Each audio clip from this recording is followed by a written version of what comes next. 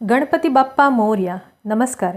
वक्रतुंड वैदिक ज्योतिषमध्ये तुम्हा सर्वांचं पुन्हा एकदा स्वागत. आजच्या या व्हिडिओमध्ये नवरात्रीच्या 9 दिवस आणि दसऱ्याचा 10वा अशा 10 रात्री करण्याचे सोपे पण दुर्मिळ आणि अत्यंत जागृत असे अनुष्ठान पाहणार आहोत, ज्याद्वारे तुमच्या पत्रिकेतील दोष कमी होऊन, अनिष्ट ग्रहांचे प्रभाव कमी होऊन तुमच्या कारक ग्रहांचं बळ वाढवणारं असं हे अनुष्ठान आहे. असं अनुष्ठान जे तुम्हाला धर्म, अर्थ, काम, मोक्ष मिळवून देईल.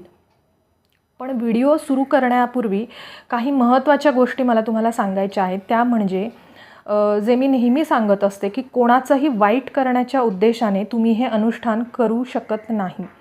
त्याने तुमचंच वाईट होईल. तुमचं चांगलं होण्यासाठी, तुमची काही आजारपणं असतील, काही संकटं असतील तर ती दूर होण्यासाठी तुम्ही हे अनुष्ठान जरूर करावं आणि त्याने तुम्हाला नक्कीच फायदाही होईल. आता दशमहाविद्या म्हणजे काय?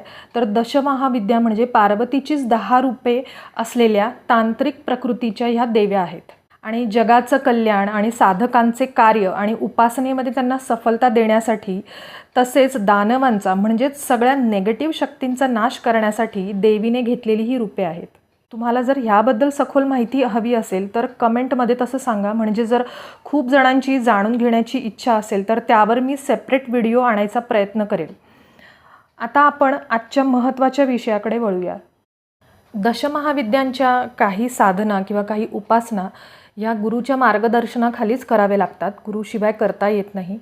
दीक्षा घेतल्याशिवाय ती करता येत नाही. परंतु कलियुगामध्ये मनुष्यांच्या सुखसोयीसाठी नामजप किंवा नामस्मरण हा खूप सोपा आणि अत्यंत फलदायी असा मार्ग सांगितलेला आहे. तर नवरात्रीच्या या पहिल्या दिवशी आपण दशमहाविद्यांपैकी कालिकेचं पूजन करणार आहोत. तर त्यासाठी आपण हे शनीच्या होऱ्यातच करणार आहोत.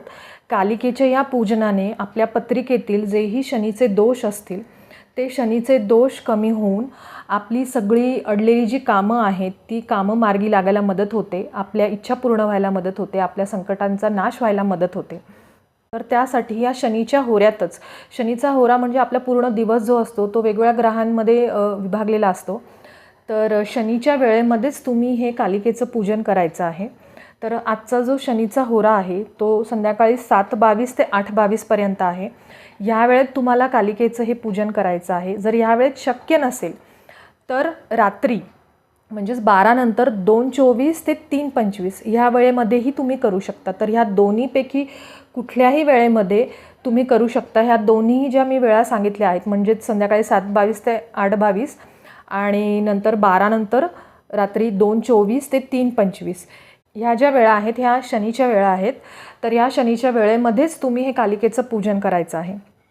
तर त्यासाठी तुम्ही हातपाय धुवून, शुद्ध होऊन किंवा जर आंघोळ करून जर तुम्ही बसलात हे पूजन करायला तर अतिउत्तम. तर ते शक्य नसेल तर हातपाय धुवून शुद्ध होऊन तुम्ही देव्हाऱ्यासमोर बसायचं. तुम्हाला जर पाटावर किंवा चौरंगावर देवीची प्रॉपर अशी पूजा मांडायची असेल तर तुम्ही तसंही करू शकता. नाही तर देव्हाऱ्यामध्ये आपल्या कुलदेवीचे टाक असतात किंवा छोटी मूर्ती वगैरे असते. तर अगदी तिचीसुद्धा आंघोळ करून तिला दिवाबत्ती करून हळद कुंकू लावून मग नंतरही तुम्ही या पूजनाला सुरुवात करू शकता.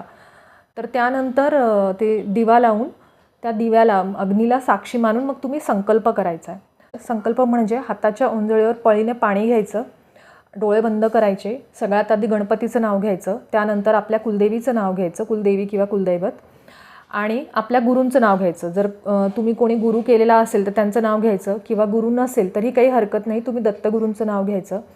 त्यानंतर मग तुम्ही शंकराचं नाव घ्यायचं म्हणजेच महादेवांचं नाव घ्यायचं. महादेवाच्या नावानंतर भैरवनाथांचं नाव घ्यायचं. भैरवनाथ हे प्रत्येक देवीच्या शक्तिपीठाबाहेर त्यांना अंगरक्षक किंवा क्षेत्रपालाचा म्हणून मान दिलेला आहे. तर त्यांचं नाव घ्यायचं.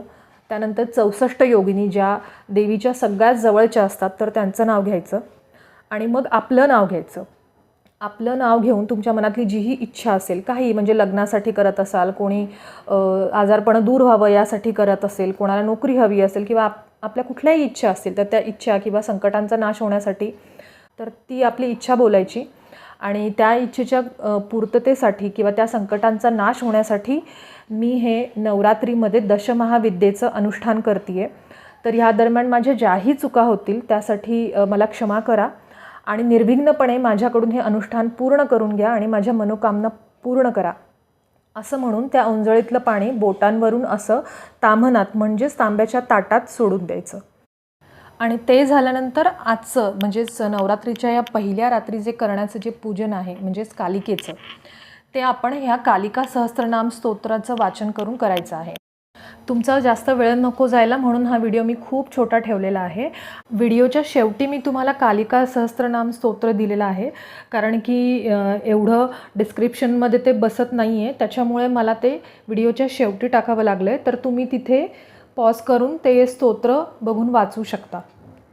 तर त्या पद्धतीने तुम्ही तो व्हिडिओ बघून तसं 10 दिवसांसाठी हे अनुष्ठान पूर्ण करा आणि मला पूर्ण खात्री आहे की श्रद्धेने केलेले तुम्ही हे अनुष्ठान नक्की फळाला येईल आणि तुमच्या मनोकामना पूर्ण होतील, तुमच्या संकटांचा नाश होईल. तथास्तु. तुमचे काही प्रश्न असतील, काही असतील तर कमेंट सेक्शनमध्ये टाका. मी नक्कीच तुमच्या प्रश्नांची उत्तर देण्याचा प्रयत्न करेन. आणि हो, तुम्हाला जर व्हिडिओ आवडला असेल तर प्लीज लाईक, शेअर आणि सबस्क्राईब करा आणि बेल बटनवर क्लिक करायला विसरू नका, म्हणजे येणाऱ्या सगळ्या व्हिडिओचं नोटिफिकेशन तुम्हाला सगळ्यात आधी मिळेल. चला तर मग आजच्या पूजनाच्या तयारीला लागा. धन्यवाद.